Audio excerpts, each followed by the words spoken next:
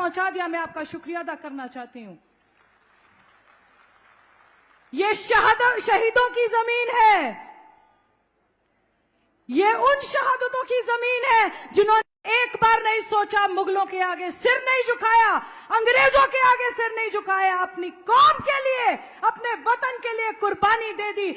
आज हम उसी कुर्बानी का, मेरा सौभाग्य है कि इस मंच से मुझे अपने बुजुर्गों को शहादत देने का मौका मिल रहा है। राजा हसन खां मेवाती राजस्थान के रहने वाले थे। अलवर के पास का उनका गांव है। खानवा के युद्ध में उन्होंने मेवात के लिए उस चिंगारी को राम दे दिया जिसकी शहादत आज आपने स्वीकार करी है और उनको आप सलामी दे रहे हैं, श्रद्धांजलि दे रहे हैं।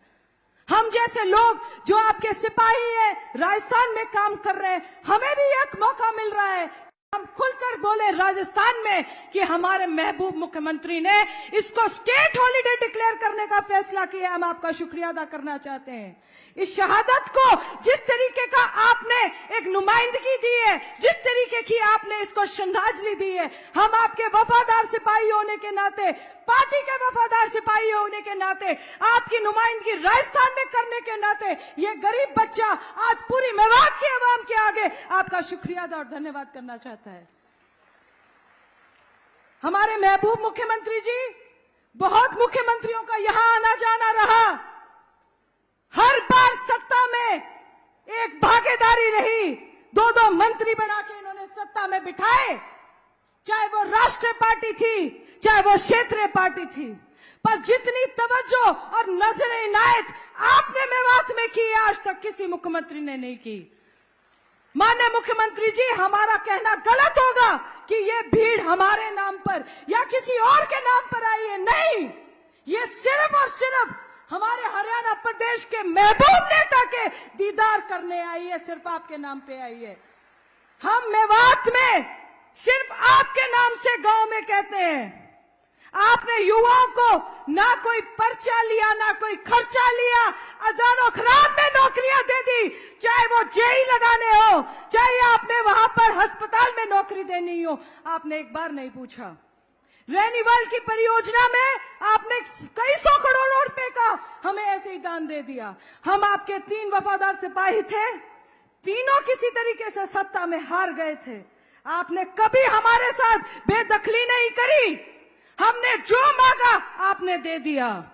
ये इस धरती की सौगात है। आप यहाँ पे एक संजीवनी बूटी की तरह आते हैं। हम हारे हुए लोग भी थे, पर आपने दिल खोलकर इस इलाके को नवाजा है, और ये इलाका आगे आने वाली लोकसभा इलेक्शन में आपको दिल खोलकर नवाज रही है। ये उसका एक नुमाइंदा आपके सामने खड़ा है।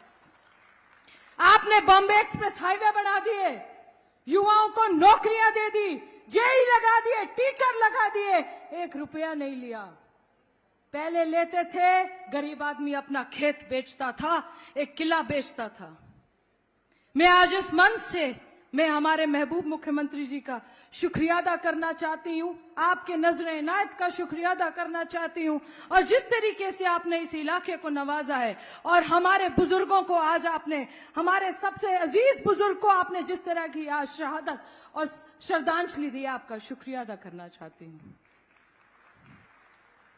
और आप सभी आवाम का, जिन्होंने इसने जुस्तजू से, इतने हौसले से, इतने जज्बे से आज आकर पूरी सारी की सारी पिछली ऐतिहासिक रैलियों को फेल कर दिया है, आज आपका भी शुक्रिया अदा करना चाहती हूँ। एक अवसर और मिलेगा, 30 दिन के बाद आपने फिर वोट डालना है। हमारे महबूब मुख्यमंत्री जी का चेहरा याद कर लीजिएगा, मोदी जी की गारंटी याद कर लीजिएगा। ये देश उसी पर चल रहा है, और आप लोगों को जो सौगात और जो नवाजगी दी जाती है, वो माननीय मुख्यमंत्री जी और माननीय मोदी जी के तहत दी जाती है, जिन्होंने मेवात में कभी कोई फर्क नहीं समझा। आपका बहुत बहुत शुक्रिया अदा करना चाहती हूँ। एक बार फिर से आपने मौका दिया, अवसर दिया, इतनी इज्जत अफजाई करी, आपका सभी का बहुत बहुत शुक्रिया अदा करना चाहती हूँ। जय हिंद, जय भारत।